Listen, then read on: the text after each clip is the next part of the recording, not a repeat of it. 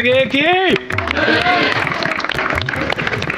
कालचा आधी झालेलं श्री छत्रपती संभाजी महाराज यांनी दोन शब्द बोलले की शास्त्र आणि शस्त्र हा दोघी आताच जनरेशनला खरंच पाहिजे. एक आहे शस्त्र आणि दुसरा आहे शास्त्र. विदाऊट याचे तुम्ही पुढे सक्सेस होणार नाही याची नक्की काळजी घ्या. जय हिंद.